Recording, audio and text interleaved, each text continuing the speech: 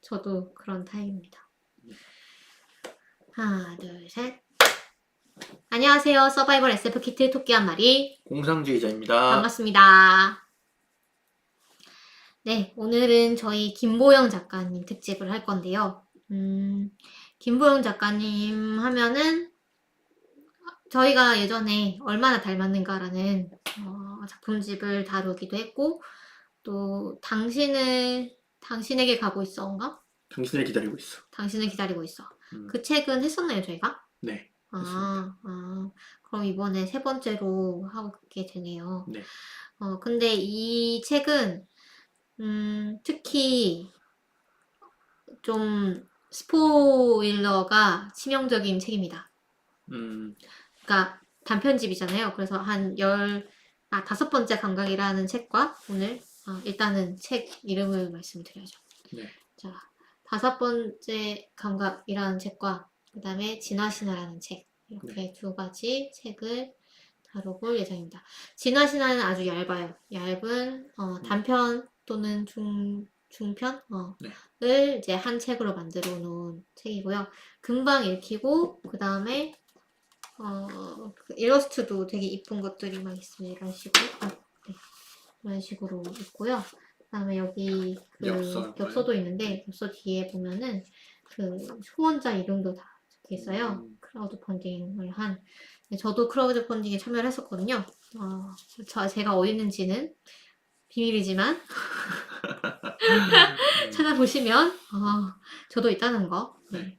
그 다음에 이 책도 일러스트가 정말로 이쁘죠. 다섯 번째 감각이라는 책입니다. 김보영 작가의 초기 단편집을 모아놓은 책이고요. 그 다음에 저는 초반에 사서 이렇게 친필 사인이 들어가 있습니다. 이게 이 일러스트가 어떤 작품의 일러스트인 거죠?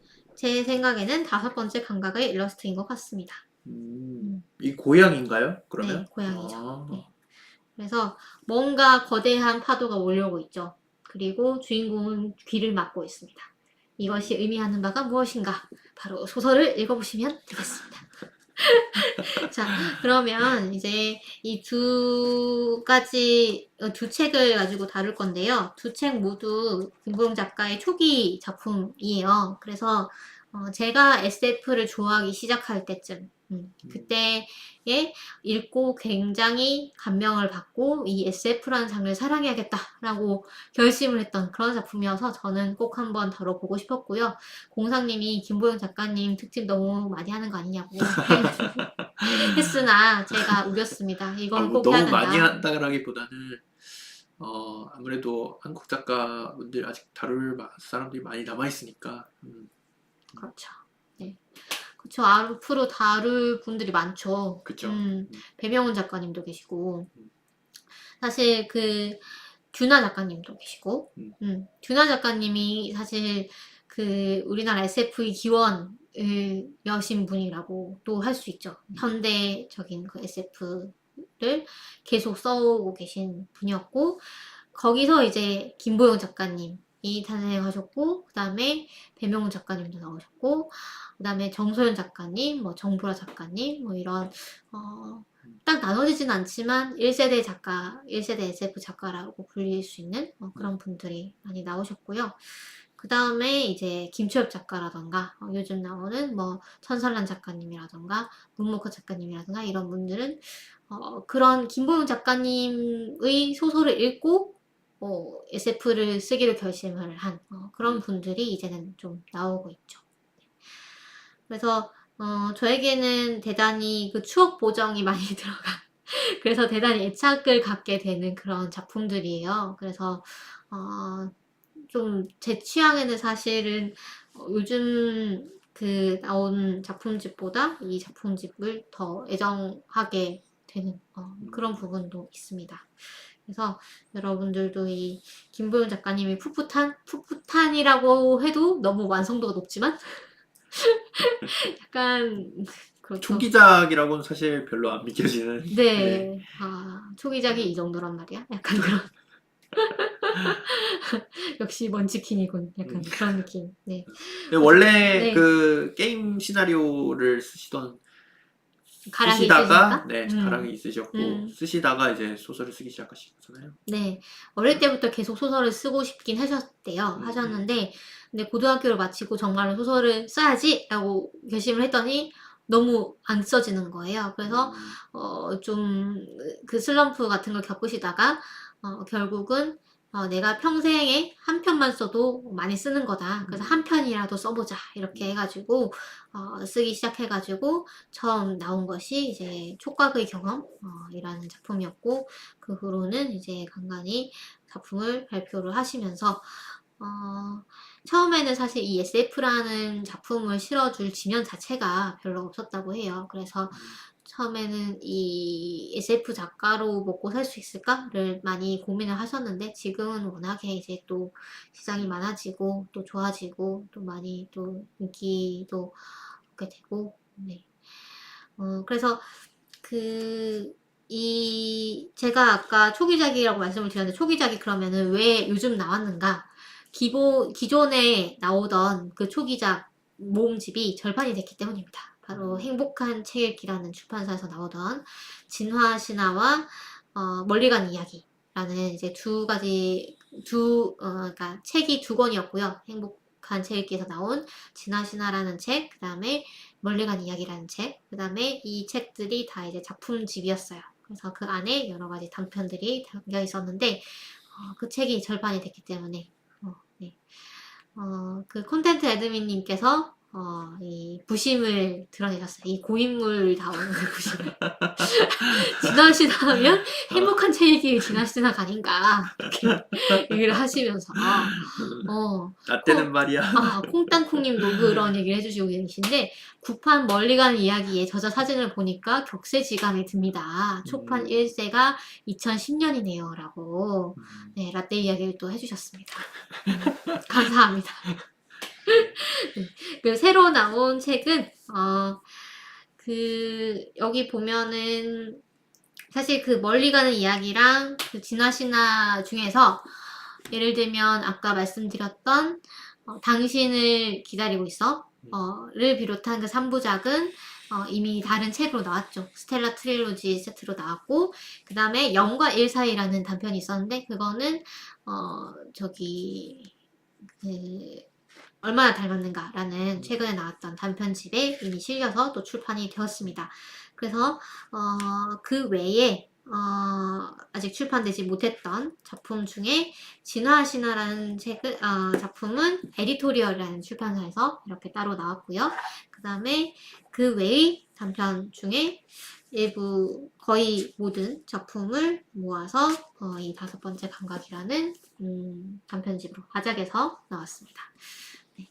그래서 이 작품들을 오늘 다뤄보고자 합니다. 그래서 이 김보영 작가의 세계가 어떤 김보영 작가의 그런 색깔이라던가 그런 출발점을 오늘 느끼실 수 있을 것 같습니다.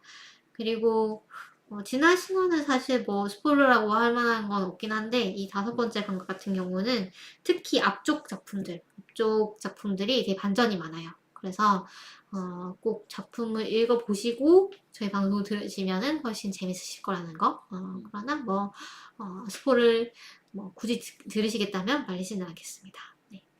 그러면 시작을 하도록 하지요. 네. 그러면 짧으니까 이 진화신화부터 한번 해볼까요? 네, 좋습니다. 진화신화 어떤 작품인가요?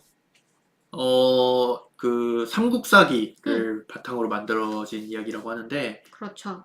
삼국사기의 고구려의 차대왕이라고 하죠. 차대왕과 관련된 이야기를 좀 각색을 한 네. 그런 이야기라고 합니다. 차대왕이 그 태종의 형이죠. 그런가요? 동생이던가? 뭐 그래 아무튼 그 형제 지간인데 태종이랑 네. 그런데 원전에서는 삼국사기에서는 이 태종의 아들을 이제 죽인다 이렇게 나와요. 그런데 그 태종의 아들이 죽지 않았다면 어땠을까를 상상하고 쓰신 이야기라고 합니다. 그렇죠. 그러니까 네. 이 태종의 네, 아들 동생이네요. 네. 동생이 예. 동생이 이제 조카를 죽인 거죠, 그러면. 네. 그쵸. 그러니까 그 숙부죠, 숙부. 그 주인공 입장에서는 주인공이 이제 그 태종의 아들입니다. 태종의 아들인데 여기서 또 재밌는 설정이 뭐냐면은 태조네요. 태조대왕. 네, 태조. 네. 태조대왕. 태종이 아니고. 네, 태종이 아니고 태조. 네. 태조대왕. 네. 네. 태조대왕의 형인 차대왕이 이제 뭐 치세를 잘 못했어요. 아, 동생이요. 동생이라고요? 태조대왕이 차대왕이 동생이 네, 오케이. 친동생이 네. 차대왕이고. 네, 차대왕인데 그 치세를 잘 못했고 네. 그 권력 다툼 이런 거에 좀 어떻게 보면 위기감을 느낀 거죠. 그래가지고 그 자신의 형의 아들을 죽인 거죠. 그렇죠. 네. 근데 그 형의 아들인 그게 이제 이 책의 주인공인데 그 사람이 죽지 않았다면 어떻게 됐을까를 바탕으로 쓰신 건데 재밌는 설정이 뭐냐면은 이 책의 설정에서는 생물들이 자신의 신체를 원하는 대로라고 해야 될까요? 본능적으로 변형시킬 수 있다? 네, 변형시킬 수 있어요. 예를 들어, 만약 내가 뭔가 하늘로 날아가고 싶은 욕구를 느낀다. 그러면은, 뭐, 날개가 돋아난다든가, 팔이 날개로 바뀐다든가, 그런 식으로 신체가 뭔가 변형돼요. 그래서 이 책의 이름이 진화 신화잖아요. 네. 그래서 진화가 상당히 빠르게 일어난다라고 보시면 될 것 같습니다. 보통 진화라는 것은 몇십 세대에 걸쳐가지고 아주 천천히 일어나는 변화고, 사실 한 세대 안에서 뭐 내 일생 안에서 이제 진화가 일어난다라고 하면은 그건 틀린 서술이거든요. 그런데 이 책에서는 이 진화라는 개념을 한 세대 안에서도 일어날 수 있고, 또 한 생물 안에서도 그렇죠. 일어날 수 한 있죠. 생물 안에서도 한 개체 개체 안에서 안에서 일어나죠. 그러니까 사실 진화라는 거는 집단적인 어떤 종 집단에 대한 얘기거든요. 그래서 종 집단이 평균이 어느 방향으로 가는가에 대한 얘기인데, 여기서는 이 진화가 그런 개념이 아니고 한 세대 안에서도 일어날 수 있고 한 개체 안에서도 일어날 수 있다고 가정을 하자. 근데 이 작품에서 나오는 얘기로는 그게 뭐 유전이 되진 않는다 이렇게 나오던데요? 그렇죠. 획득 형질이 유전이 되진 않는다라는 얘기가 이게 약간 그러니까 진화가 아닌 것 같아요. 이 작품에서 나오는 그 어떤 생물의 변화가 진화는 아닌 것 같아요. 뭐 그렇죠. 네. 그러니까 엄밀하게 말하면. 우리가 아는 진화는 아닌 거죠. 그러나 이제 용어를 이제 진화라는 거를 썼으니까. 포켓몬스터 진화를 상상하시면 될 것 같아요. 그렇죠. 네, 포켓몬스터 진화. 정확하네요. 네. 그래서 사실 사극이라고 볼 수 있잖아요. 이 삼국사기를 모토로 해서 그 시대의 이제 이야기를 쓴 거니까. 네. 그런데 여기서 막 획득 형질은 유전되지 않는 걸 뭐라 그러더라? 알고 계시지 않냐고 막 이러면서 막 하잖아요. 그래서 그런 부분들이 중간중간 나올 때 되게 헉하게 되고 되게 그러니까 배경 자체는 뭔가 먼 미래에 더 가까운 것 같더라고요.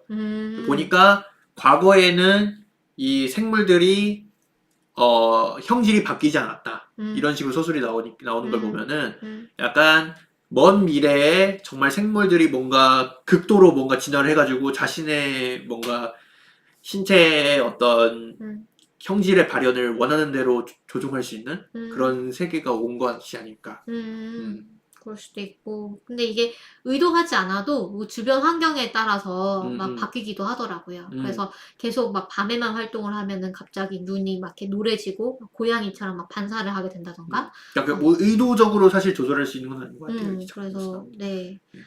본능에 더 가까운 것 같고. 그 막 왕 앞에서 자꾸 굽신굽신 되던 신하가 결국은 이제 허리가 굽어가지고 이렇게 땅을 향하는 그런 얼굴이 땅을 향해서 되는 그런 생물로 아예 변화를 한다던가. 네. 근데 이게 사실은 이 정도는 아니지만 현실에서도 사실은 그 형질이 막 바뀌거나 하잖아요. 그 유전자라는 것이 사실은 그 단백질을 만드는 거잖아요. DNA가. 네네. 근데 그 DNA가 껐다 켰었다가 되잖아요. 현실에서도. 네. 그 에피제네틱스라고 하던가요? 그 유전자가 우리가 물려받은 유전자는 어머니 아버지 유전자를 물려받죠. 네. 그런데 그 유전자 중에서 어떤 부분이 켜지고 어떤 부분이 꺼질 것인가 하는 것은 물려받는 것도 있지만 우리가 살아가면서 또 바뀌기도 합니다. 그래서 그런 부분이 분명히 있죠. 네. 그래서 뭔가 그거를 네. 정말 극대화하면 이렇게 되지 않을까. 그래서 사실 저는 이거 보면서 그 서던리치가 생각났어요. 서던리치에서 보면은 뭐 예를 들면 사람 소리를 내는 곰이 나온다거나 이런 거 나오잖아요. 여기도 좀 나오거든요, 그런 거. 네. 그래서 인간이 여기랑 좀 다르잖아요. 뭐 좀 다르긴 한데 인간이 약간 동물로 변한다거나 그다음에 동물로 변한 다음에 또 더 이상한 동물로 변한다거나 이 주인공도 그래서 약간 이 주인공 성격이 혹시 7인의 집행관이라는 김보영 작가님의 또 소설을 보셨다면은 거기에 나오는 주인공이랑 좀 저는 닮았다는 생각을 했어요. 성격이. 캐릭터가.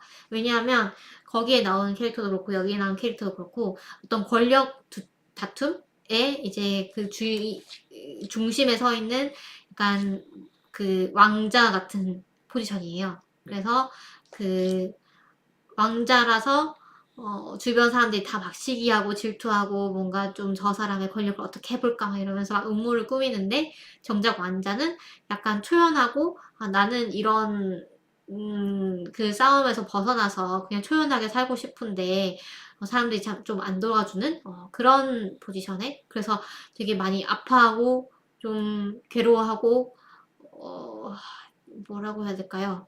약간 이 인물에 대해서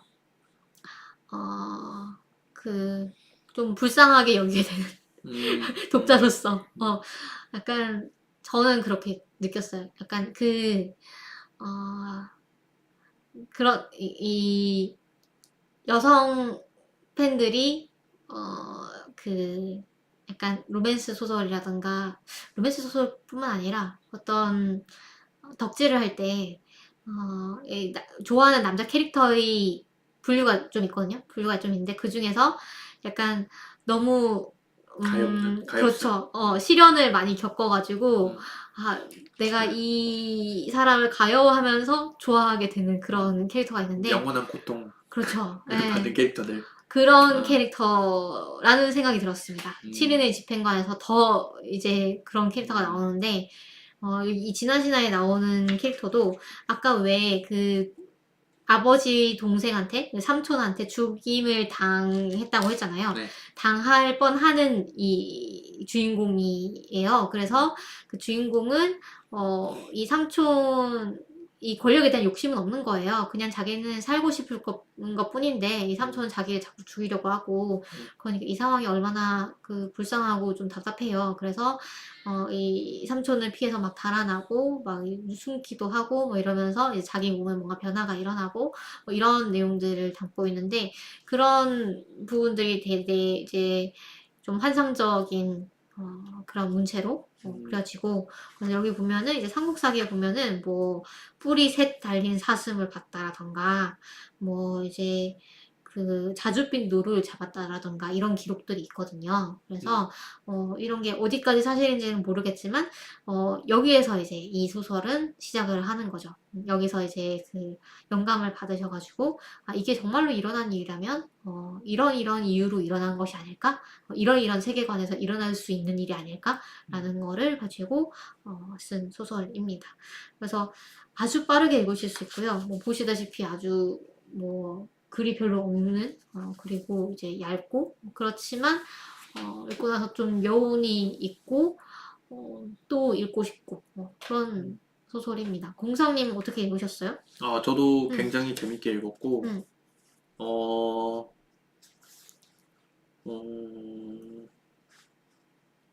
굉장히 그 카타르시스가 있어요. 마지막 장면이. 그쵸. 네. 결국 이 사람이 변해서 어떤 존재가 되잖아요. 네. 스포일러가 되죠. 그쵸. 네. 그래가지고 그 하늘로 솟구쳐가지고 천둥 번개를 일으키면서 날아가는 굉장히 멋있는. 그렇죠. 마치 그 작가의 말에도 나오지만 음. 그 데미안 음. 알을 깨는 듯한 음. 그렇죠. 그런 느낌이에요. 네. 그 작가 후기에 보면 이런 얘기가 나와요. 그 영감을 그 데미안 서문에 보면은 한 번도 인간이 되어보지 못한 사람도 많다. 그는 개구리나 도마뱀 또는 개미 따위의 단계에 머무르고 있는 것이다. 라는 이 문장과 그 다음에 헤켈의 그 개체 발생은 개통 발생을 반복한다. 라는 말에서 영감을 받아서 쓴 이야기라고 하십니다. 그래서 이걸 뭐 네. 첫 문단은 오래전에 써뒀다가 이제 잡지 해피 SF라는 지금 없어진 잡지지만 여기서 의뢰가 들어왔을 때 뒤를 이어서 쓴 소설이라고 하네요. 네. 그래서 또 이 소설이 그 클라스 미국에도 월드 네. 웹진에 투고가 되었어요. 고드셀러라는 분을 아시는지 모르겠네요. 이분도 되게 유명하신 분인데 고드셀러와 박지현 씨 부부가 대가 없이 번역을 해주신 다음에 클라스 월드에 투고를 해보자 이래가지고 투고를 했는데 딱 된 거예요. 그래가지고 미국에 소개된 김부영 작가의 첫 소설 그리고 중국에 소개된 첫 소설 그 다음에 국내에서도 데뷔작을 제외하면 종이지면에 처음 소개된 소설이라고 합니다. 그래서 그런 좀 의미가 있는 작품이고요. 여러분들도 한번 읽어보셨으면 좋겠네요. 그 다음에는 이제 5번째 감각으로 넘어갈 건데요. 네. 이 책은 자 아까 말씀드렸다시피 이제 그 초기 단편들 중에 아직 출간이 되지 않은 재출간이 되지 않은 단편들을 좀 모아서 만든 책입니다. 그래서 여기 보면은 그 뭐 예를 들면 책 작품마다 앞쪽에 이 작품이 그동안 어디에 실렸었는가를 다 얘기를 하고 있거든요. 잠시만요. 보면은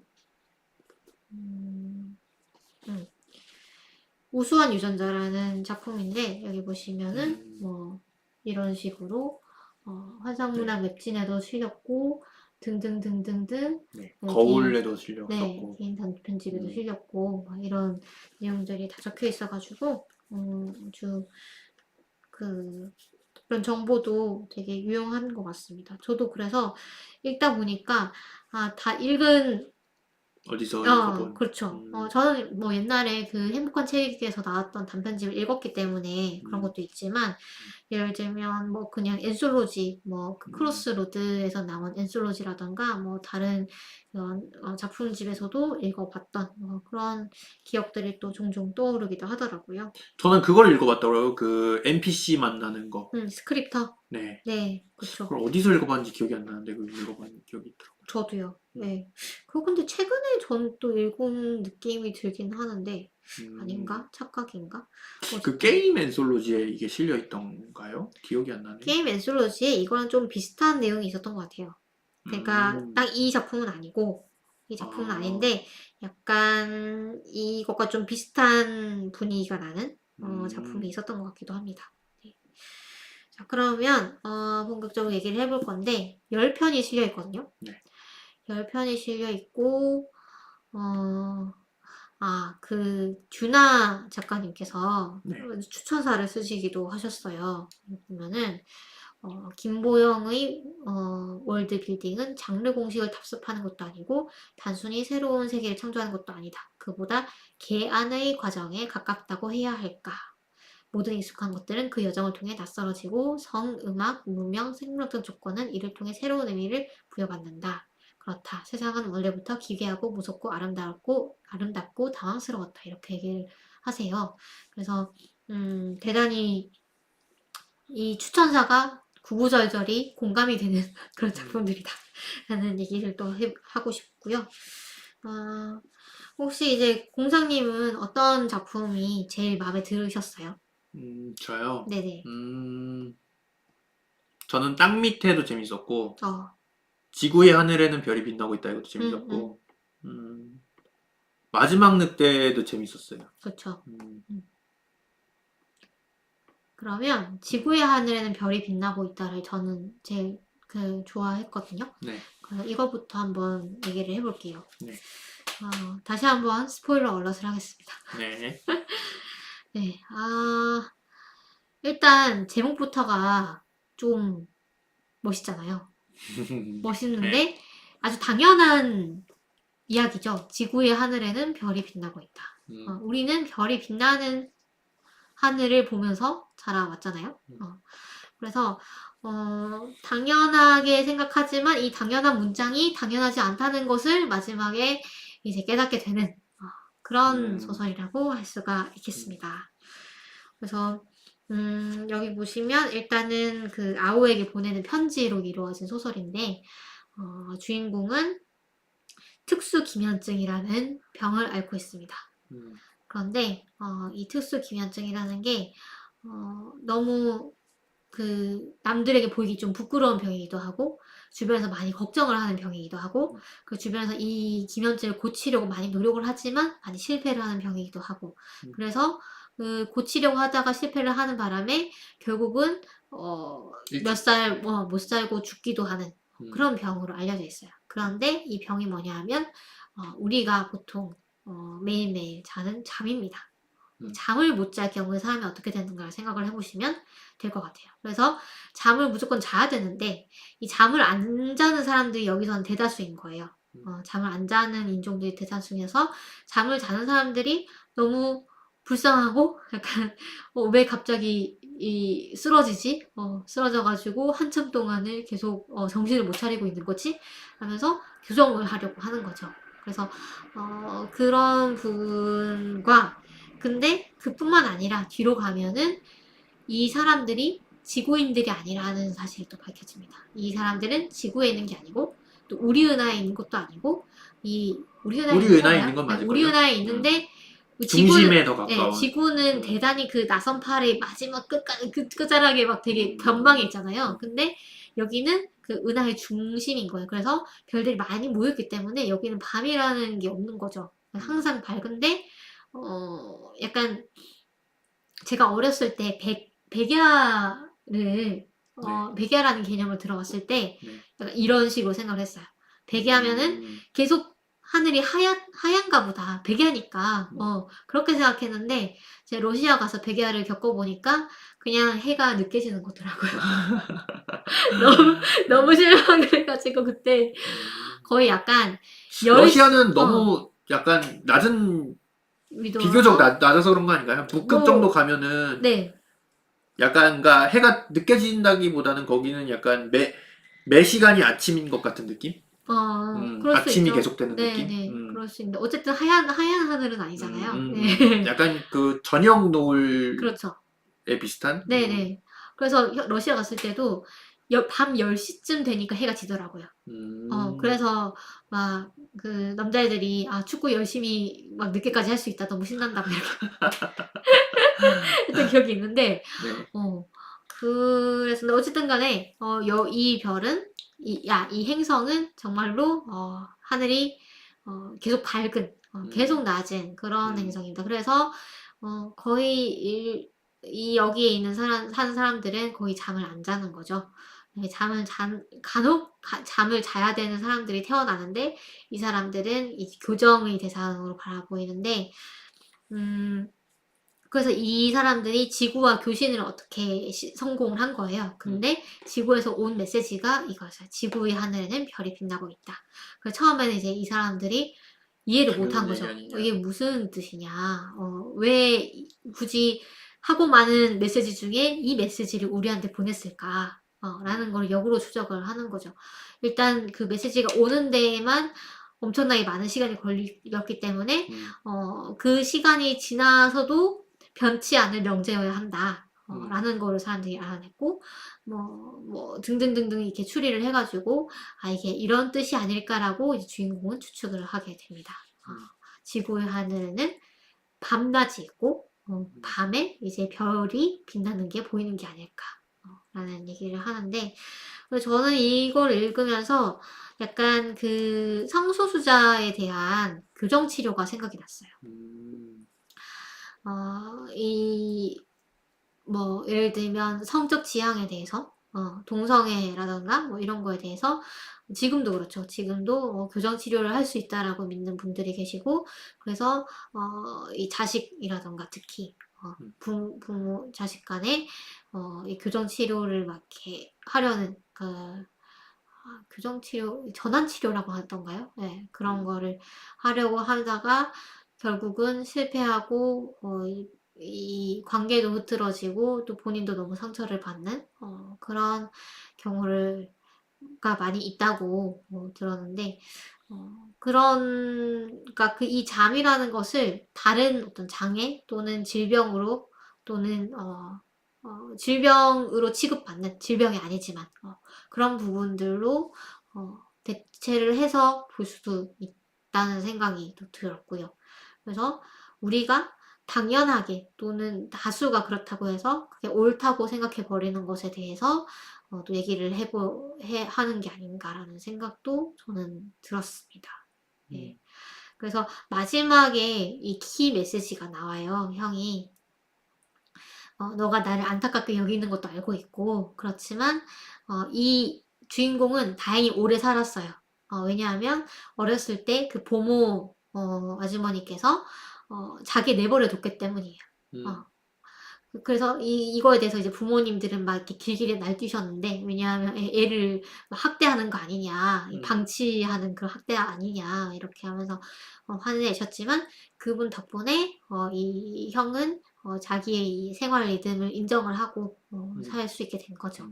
그래서 이렇게 얘기를 해요. 나도 이 별에 살고 있고 다른 사람과 같아지고 싶은 마음이 없지는 않다. 하지만 한편으로는 그게 그렇게 대단한 일이라는 생각이 들지 않는구나. 라는 얘기로 끝을 맺고 있습니다. 그래서 이 메시지도 너무 좋고 저는 이 표현들도 너무 아름답고 해가지고 참 멋진 작품이 아닌가라는 생각이 들고요. 안 읽어보셨으면 꼭 읽어보시면 좋을 것 같습니다. 네. 그래서 이런 반전이 있는 작품들이 지금 좀 앞쪽에 몰려 있어요. 예를 들면 땅 밑에라는 작품도 그렇고 그다음에 뭐 다섯 번째 감각이라는 작품도 그렇고 우수한 유전자도 그렇죠. 네, 마지막 늑대도 그렇고 이 작품들은 다 좀 반전이 있는 작품들이고 스크립터도 뭐 어찌 보면 반전이 있다고도 볼 수 있겠네요. 네. 그래서 그럼 그 다음에 이제 저희가 모든 작품을 다루지는 않을 거고요. 네. 뭐 거의 1시간 안에 다룰 수 있는 작품들을 몇 개 정도 다뤄보겠습니다. 네. 그럼 땅 밑에 한번 얘기를 해볼까요? 땅 밑에는 어떤 작품이었나요? 땅 밑에는 말 그대로 땅 밑에 들어가는 사람들의 얘기입니다. 그렇죠. 사람들이 자꾸 땅굴을 파가지고 밑에 내려가려고 그러는데 이게 땅 속에 사람들이 무슨 뭐 사람들이 지어놓은 건지 그런 건지 모르겠지만 터널 같은 것들이 막 있어요. 그래서 사람들이 이걸 계속 탐사를 하려고 그러는 거예요. 네. 그래서 뭐 1번 터널, 2번 터널 막 이름도 다 붙어져 있고 뭐 46 루트 네. 여기 네, 46 루트에 뭐 몇 번 분기 뭐 이런 거를 이제 다 이름 붙여갖고 저는 약간 그 등반하는 사람들 생각났거든요. 네. 그러니까 히말라야 뭐 이런 등반할 때 몇 번 포인트 뭐 이렇게 하는 것처럼 산이 산을 오르는 이유는 산이 거기에 있으니까 있기 때문이다. 네, 네. 여기서도 비슷한 얘기 나와요. 우리가 계속 밑으로 가는 이유는 우리가 갈 수 있으니까. 그래서 밑으로 갈수록 이제 산소도 희박해지고, 네.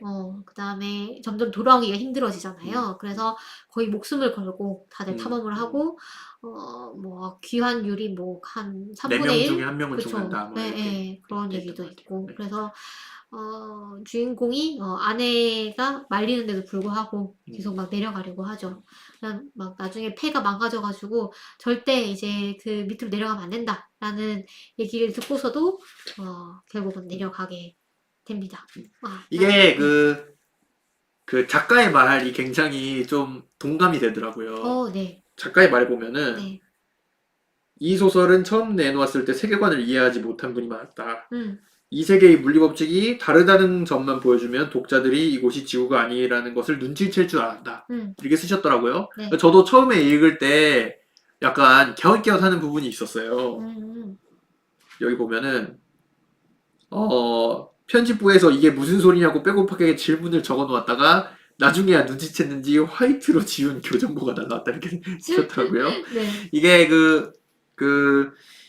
이 이야기에 뭐라고 돼 있냐면 땅 속으로 갈수록 중력이 더 세진다 이런 표현이 나오거든요.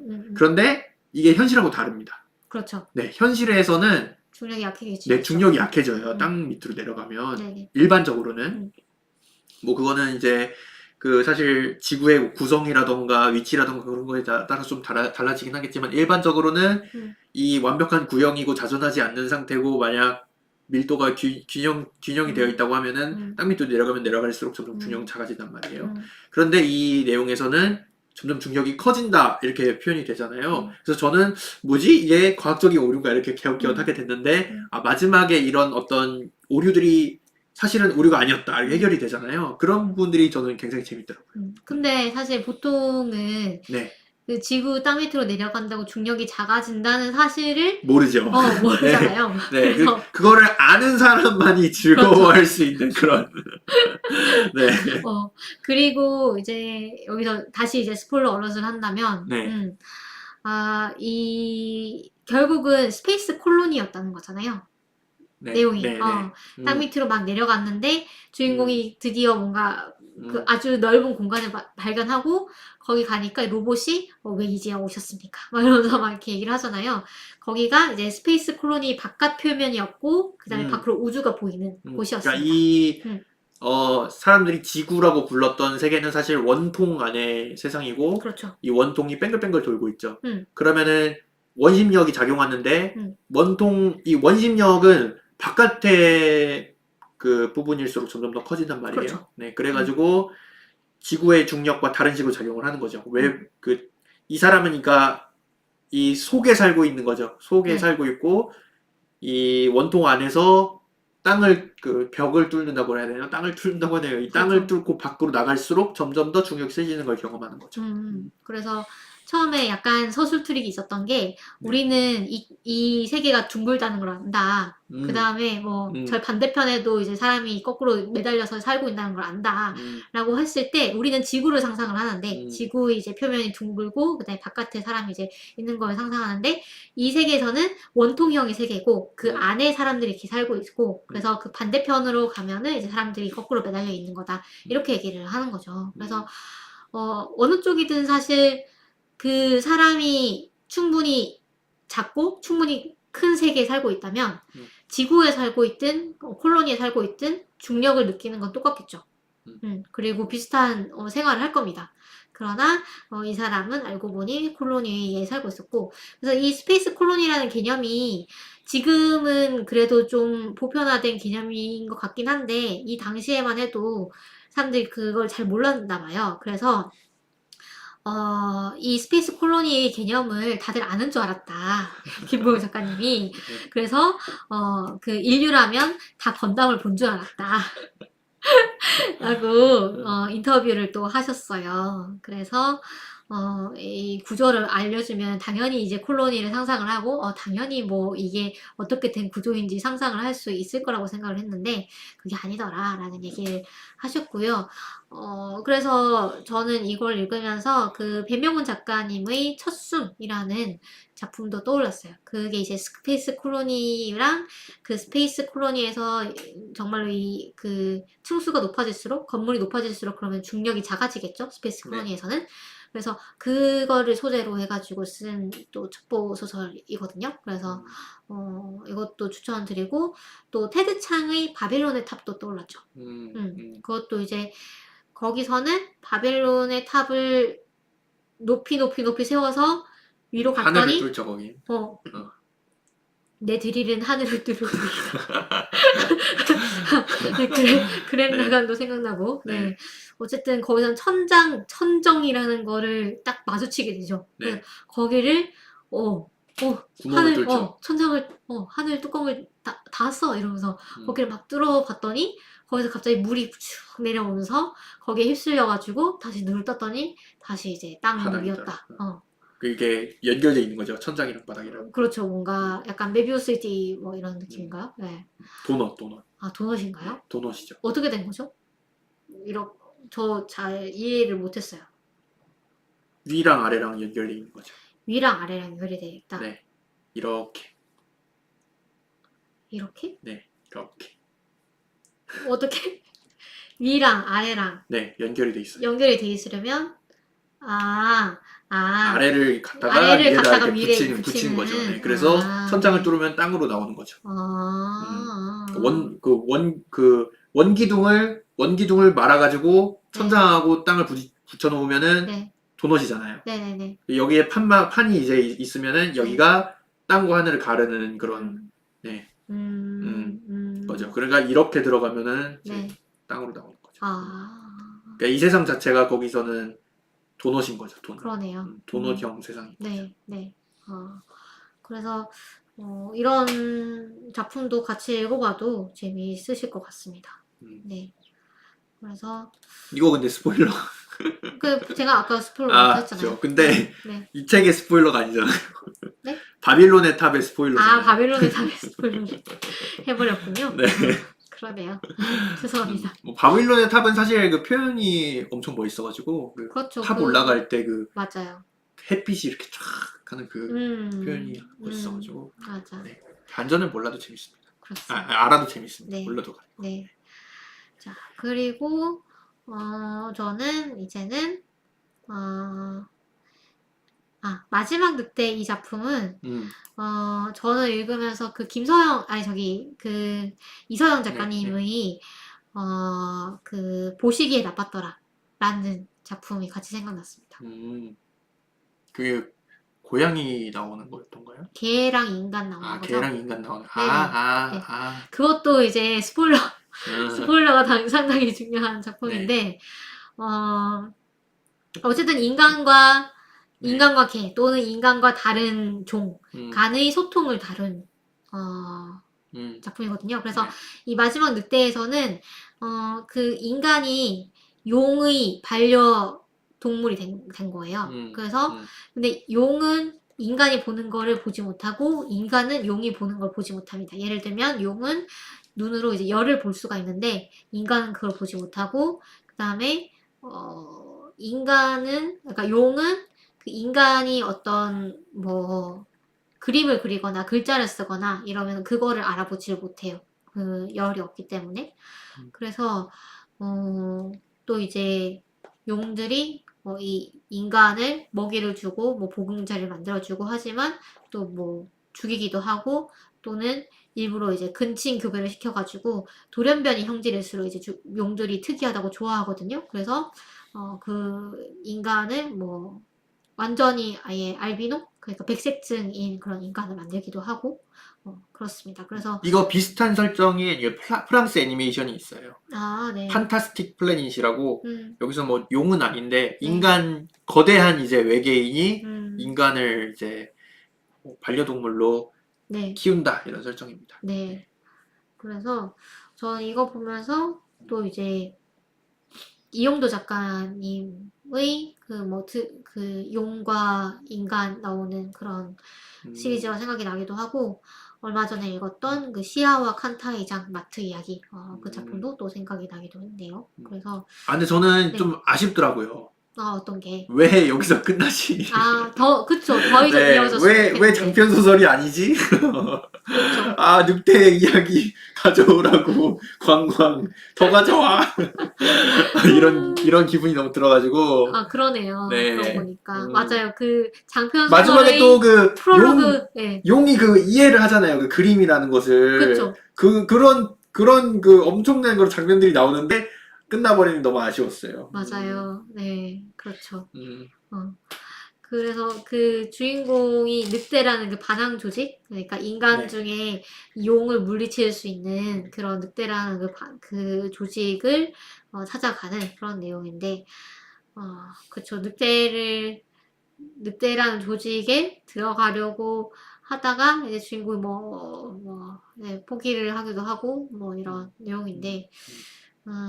그 캐릭터도 너무 좋아요. 그 마지막 늑대인 그 할머니? 할머니인가요? 네. 할아버지인가요? 할머니. 네. 그분도 너무 캐릭터가 좋아가지고. 그렇죠. 그리고 주인공이 그러니까 그 반려종으로서 자기를 키우는 소유주라고 할까요? 네. 에 대해서 느끼는 양가적인 감정이 잘 음. 나오는 것 같아요. 이 소유주로부터 탈출하고 싶고 자유를 얻고 싶고 뭐 이런 부분도 있지만 또 나를 돌봐주는 대상에 대한 애정도 있는 거고 그래서 그런 부분이 잘 드러난 소설이 아닌가 싶습니다. 약간 근데 개나 고양이보다는 네. 이 작가의 말에도 나오지만 햄스터나 뭐 아니면은 그 관상어 이런 거에 좀 더 가깝지 않을까 이런 생각이 좀 들긴 그렇죠. 해요. 네. 그 크기 차이도 그렇고 네. 서로 소통이 사실 고양이랑 개 같은 경우는 오래 지내다 보면 어느 정도 소통이 되잖아요. 네, 그래서 그런 부분이 있을 것 같습니다. 그리고 표지작인 5번째 감각을 얘기를 안 할 수가 없겠네요. 5번째 감각 이것도 정말로 반전이 중요한 작품이라서 다시 한번 경고를 드립니다. 네. 여기서는 우리가 보편적으로 정상이라고 생각하는 것에 대해서 좀 생각해 보게 되는 작품인 것 같습니다. 예를 들면 모든 사람이 시각장애인이라면 또는 모든 사람이 청각장애인이라면 그렇다면 청각이 있는 사람이 이상하게 보이겠죠? 그런 내용입니다. 그래서 청각이 있는 사람이 거의 약간 초능력을 가진 것처럼 보일 수도 있을 거고 아니면 그런 사람은 오히려 박해를 할 수도 있을 거고 예를 들면 뭐 누가 귀신을 본다 이랬을 때 그런 사람들은 우리가 산 사회에서는 좀 이상하게 보잖아요. 그런 것처럼 이 5번째 감각 속의 세상은 청각이 거의 모든 사람이 청각장애를 앓고 있고 그래서 이 청각이라는 감각 자체에 대해서 인식을 하지 않게 된 그런 세상에서 아주 드물게 청각을 느낄 수 있는 사람들이 생기고 그 사람들이 어떤 음악이라는 것을 하기도 하고 서로 말로 대화를 하기도 하고 이런 것들이 그 청각을 인지하지 못하는 사람에게는 약간 마법같이 느껴지고 약간 사이비 종교처럼 또 보이고 그래서 국가에서 이거를 좀 제재하려고 하고 이런 내용들이 담겨 있습니다. 그래서 주인공은 듣지 못한다고 생각을 했지만 사실은 약간 들을 수 있는 사람이었는데 어느 날 언니가 교통사고를 당해서 죽습니다. 그런데 이때 언니가 마지막에 주인공을 보면서 입을 뻥긋뻥긋하죠. 근데 그게 뭔가에 대해서 주인공은 알지 못합니다. 그런데 이 언니와 같이 어떤 커뮤니티 활동을 하고 있던 그 청인, 그러니까 들을 수 있는 사람들을 이 주인공이 만나가지고 서서히 그 세상의 비밀을 알게 되는 내용입니다. 그래서 주인공이 사실 좀 저는 좀 답답했어요. 계속 의심하거든요. 이거 좀 이상한 거 아니냐고, 이 사이비 종교 아니냐고, 당신들 믿어도 되는 거냐고 이러면서. 그러니까 그 마음이 이해는 가지만 약간 못 믿는 그 포인트들이 계속 나오니까 약간 이제 그만 좀 그 민폐짓을 그만하고 좀 믿지 그래 이런 생각이 들기도 했습니다. 그리고 좀 약간 로맨스 소설 같은 부분도 있어요. 그 남자 주인공이 여자 주인공한테 벽치기를 시전하잖아요. 네. 그래서 약간 독흉한달까요? 그랬군요. 네, 그런 부분도 있습니다. 네.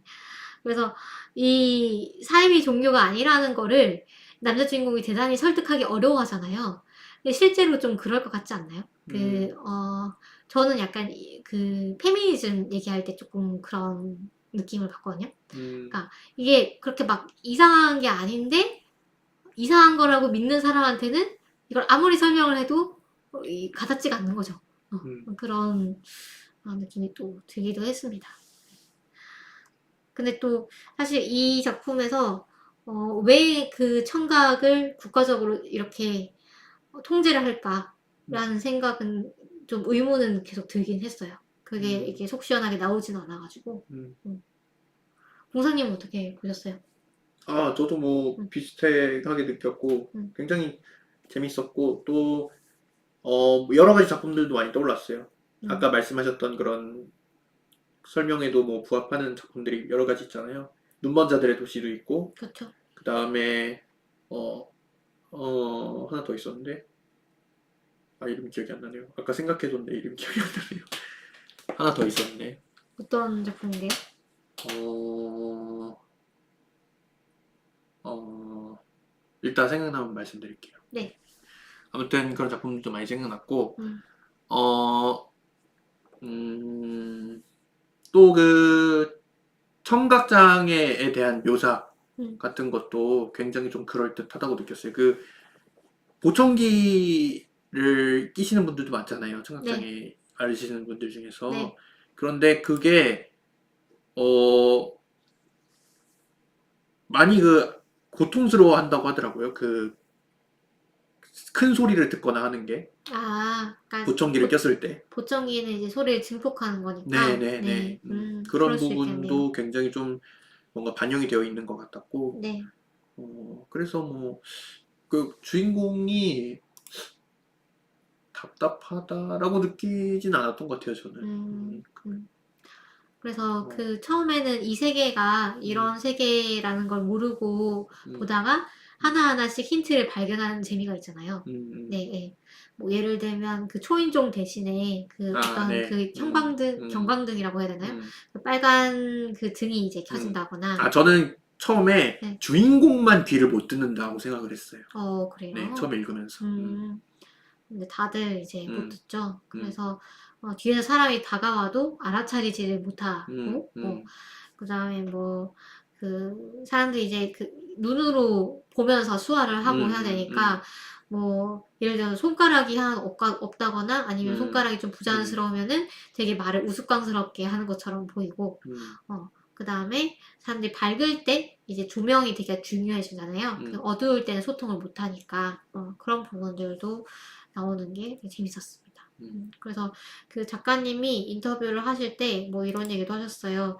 그 무심코 이제 들리는 사람 입장에서 나온 표현들이 많다는 거예요. 우리 언어 표현에는 예를 들면 뭐 심장이 쿵 소리를 내며 내려앉는다 라던가 뭐 아니면 뭐 이상하게 그러니까 수화를 쓰지만 이상하게 보였다가 아니고 이상하게 들렸다라고 얘기를 한다거나 음, 이런 실수들이 많이 나와가지고 계속 막 퇴고를 할 때마다 막 고치고 고치셨다는 음, 그런 얘기도 있었습니다. 그래서 우리가 얼마나 이 뭐라고 할까요? 뭐 레이저한 사람들에게 뭐 어쩔 수 없긴 하지만 맞춰져 있는 그런 세상을 살고 있는가에 대해서도 보일 수 있는 것 같고요. 아, 아까 제가 네, 언급하려고 했던 게 저희 다뤘었던 음, 존 발리 작가의 잔상. 아, 그쵸. 네, 네, 이것도 네, 떠올랐습니다. 네. 맞아요. 저는 저희가 그 임태웅 네, 교수님하고 다뤘던 적이 있죠. 네, 이 작품 안에서도 이 장애라는 것이 어, 오히려 정상이 일반적인. 되는, 그 보편적인 음, 모습이 되는 사회를, 대한 사회를 그린 작품이죠. 음, 네. 그리고 요즘 이제 그 왜 장애인 그 이동권 음, 관련해서 시위도 많이 하고 하잖아요. 음, 그런 부분도 저는 많이 생각을 하게 되는 음, 부분이었던 것 같습니다. 사실 우리가 뭐 예를 들면 다리를 잠시 뭐 다칠 수도 있고, 음, 그다음에 뭐 사고를 당할 수도 음, 있고, 또는 나이가 들면 우리는 다 또 장애인이 되잖아요. 음, 그래서 그런 장애가 또는 이제 유모차 같은 것도 아기를 낳으면 이제 유모차를 끌고 다니면서 이런 보도 블럭이라든가 계단이라든가 이런 걸 오르기가 힘들어지는데 이런 부분들에 대해서 다들 겪을 일인데도 불구하고 음, 거기에 공감을 못하고 음. 또 이거를 더 편하게 만들어야겠다는 그런 필요성에 대해서 많이 공감을 못하는 것 같아요. 그래서 그런 부분이 좀 안타깝습니다. 그 저희 페이스북 친구 중에 네. 그, 그 통계 쪽을 하시는 분이 있는데 음, 그분이 말씀하시더라고요. 살아가면서 대부분의 사람들이 사실은 지금 우리가 살고 있는 것처럼 이렇게 정상적으로 걸으면서 생활할 것 같지만 통계를 내보면은 그렇지 않다고 하더라고요. 음, 음, 많은 사람들이 어떤 사고나 질병으로 음, 인해서 음, 뭐 그 이동하는데 음, 굉장히 어떤 어려움을 겪게 된다. 음. 많은 사람들이. 네. 그래서 그런 것들을 염두를 하고 어떤 설계를 하거나 뭐 정책을 짜는 것이 그런 현재 장애인인 분들을 위하는 것뿐만이 아니라 다 우리의 미래를 대비하는 그런 일들이라고 이렇게 그렇죠. 얘기를 할 수 있을 것 같아요. 네. 바꿔 말하면 우리가 얼마나 근시안적인가 그쵸. 볼 수 있는. 얼마나 우리가 그 착각을 하고 살고 있는 건지. 우리가 먼 미래에도 우리가 노인이 되어서도 이렇게 걸어 다닐 수 있을 거다 이렇게 생각을 하고 사는 거잖아요.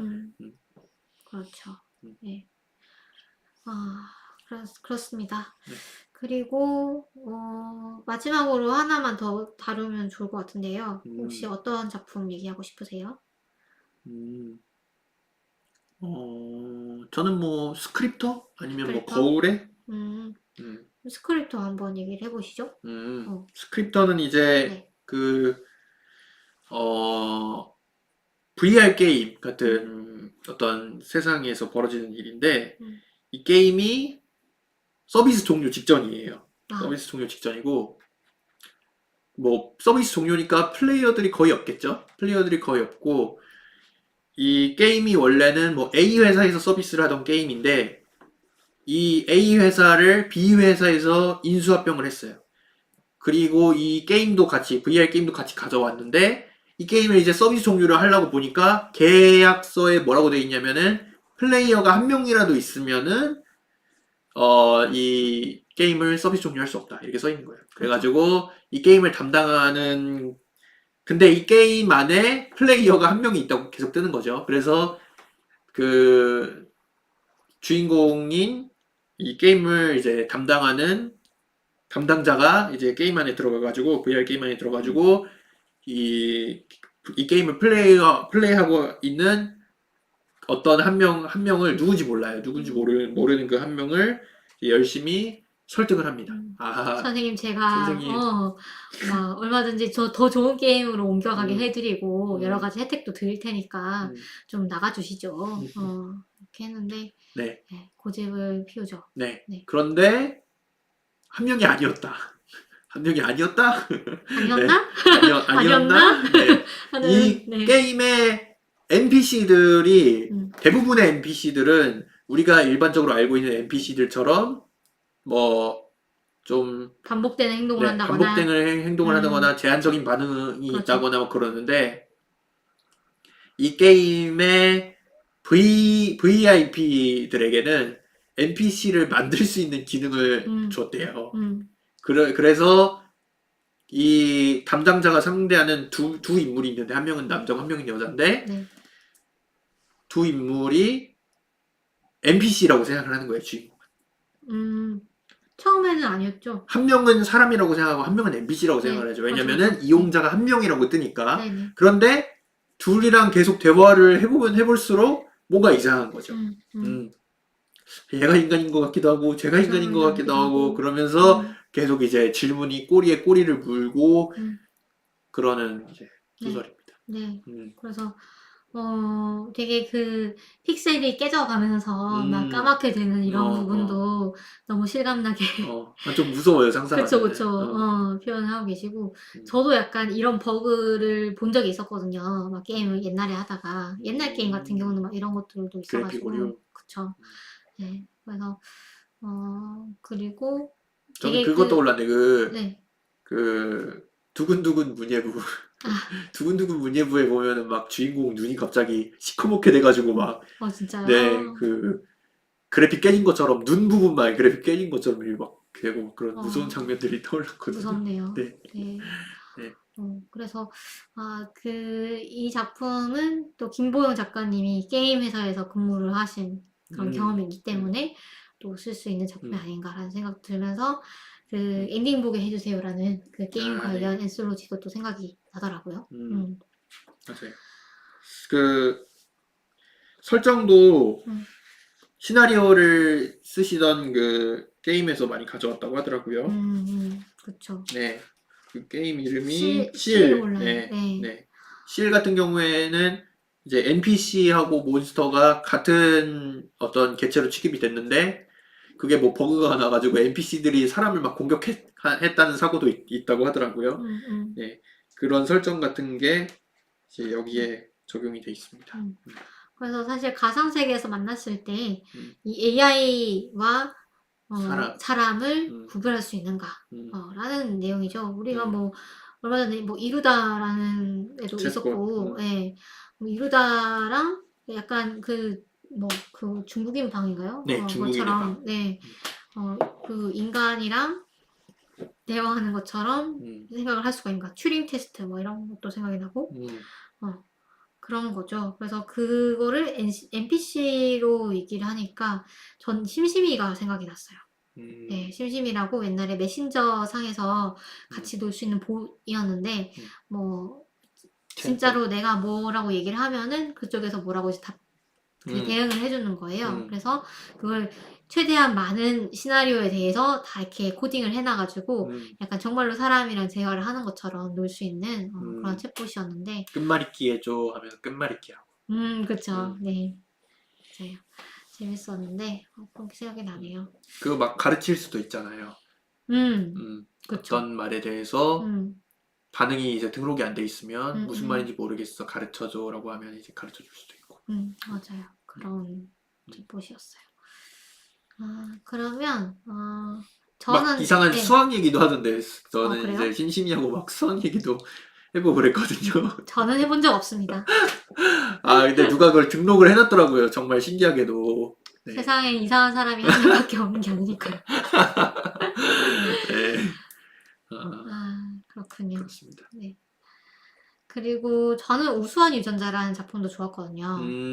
이 작품 되게 짧은데 반전이 아주 대단합니다. 그래서 약간 굉장히 교묘하게 이제 서술 트릭을 맞아요. 사용한. 네. 그래서 우리가 생각하는 더 좋다, 더 발전됐다, 더 뭐라고 해야 될까요? 더 나은 상태를 뭘로 정의할 것인가? 또는 우리가 어떤 방금 콘텐츠 에드민님께서 진짜 심심했나 봅니다. 라고 말씀을 해주셨습니다. 네, 심심이와 수학을 논하다니. 그렇죠. 그런 우수한 유전자는 그런 반전이 있는 작품이니까요. 직접 읽어보시기를 보내드립니다. 네. 그래서 저희가 이 책의 한 절반 정도를 다뤄봤고요. 저희가 안 다룬 작품들도 다 너무 재밌으니까요. 꼭 읽어보시면 좋을 것 같습니다. 저는 약간 김보영 작가님 작품이 이 작품들을 비롯해서 지금 종의 기원이 아마 안 나왔을 거예요. 종의 기원을 지금 작업 중이라고 하셨는데 종의 기원과 뭐 다른 단편들을 모아가지고 낸 이제 김보영 작가님의 영문 단편집도 있거든요. 미국에서 출판된 그 소설집이 그 전미도서상 후보에도 오른 적이 있습니다. 그만큼 작품성을 인정받은 작품이기도 해서요. 추천드리고요. 약간 그 SF가 열어주는 경이감이라고 할까요?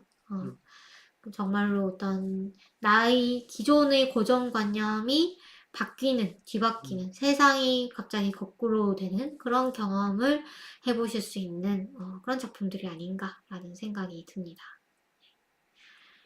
자, 공사님은 어떤 느낌이셨나요?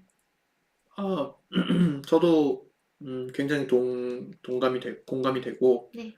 또 장애라던가 그런 것들에 대해서도 굉장히 좀 초점이 맞춰져 있는 그런 부분들도 좋았고 소수자 이런 문제에 대해서 굉장히 초점이 맞춰져 있는 그런 부분도 좋고 네. 편견과 선입견 뭐 이런 편견과 것에 선입견 대해서도 얘기를 하시죠.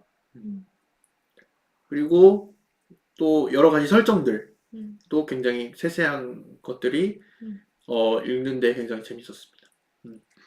그리고 문장도 굉장히 잘 쓰십니다. 네. 되게 유려한 문장들을 쓰셔가지고 읽으면서 너무 이 마음이 되게 즐겁고 또 감동을 받으면서 읽을 수 있는 작품들이라서요. 꼭 추천을 드립니다. 그래서 사실 저는 감히 얘기를 하지만 그러니까 우리나라의 테드창이라고 한다면 김보영 작가님이 아닐까라는 생각이 들고요. 외국 친구에게 우리나라 SF를 대표하는 작가를 한 분 소개해 드린다면은 저는 김보영 작가님을 소개해 드리고 싶기도 합니다. 네.